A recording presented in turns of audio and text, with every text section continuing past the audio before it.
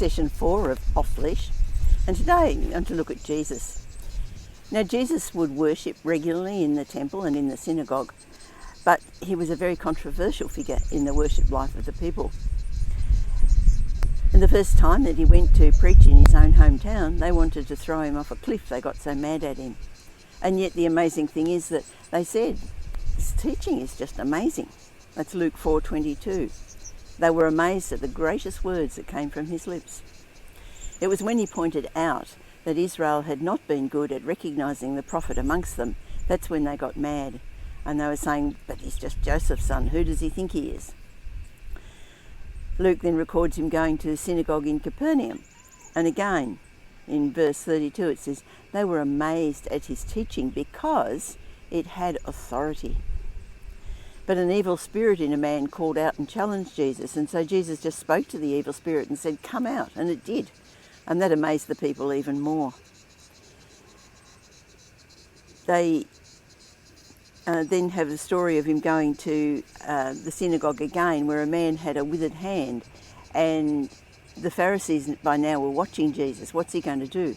And Jesus told the man to come out and to stretch out his hand, and he did, and it was fine.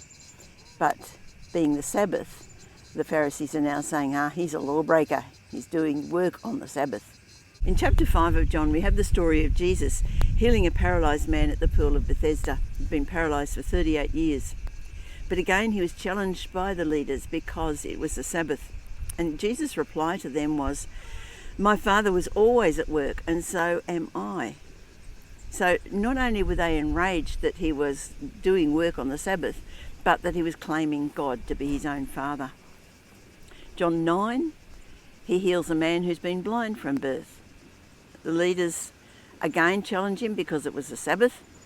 They don't seem to be able to see the amazing miracle that has just happened, but they were just seeing Jesus as a lawbreaker. Their minds were blinded by their own mindset that they were right and he was wrong. Luke 15, it says we have tax collectors and sinners gathering around Jesus to hear his teaching. And again, the Pharisees are saying, this is terrible. He welcomes sinners. He even eats with them. It's dreadful. He was challenging their perception of who was acceptable to God.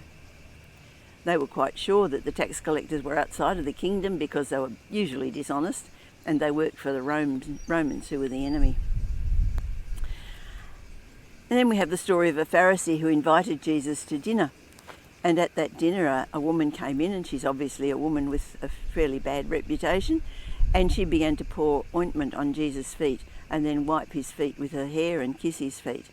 And the Pharisees are just looking with disgust and saying, if Jesus was a godly man, he would know what sort of woman this was, and he wouldn't accept what she's doing. And Jesus was able to challenge them that what mattered was the love that was in her heart, not her actions. In the final part of his life, Jesus has great clashes with the religious leaders. They sought to bring up charges against him so they could get rid of him. Jesus stormed the temple and he cleared it of the market sellers who were ripping off worshippers. And the verse there in John 2:17 says, zeal for your house will consume me. It's a quote from Psalm 69:9. There's a prayer that I learnt as a child, and it started off, gentle Jesus, meek and mild. I don't think it gives a very good impression of who Jesus really was. Maybe it should read something more like this. Gracious Jesus, humble and loving, but a force to be reckoned with.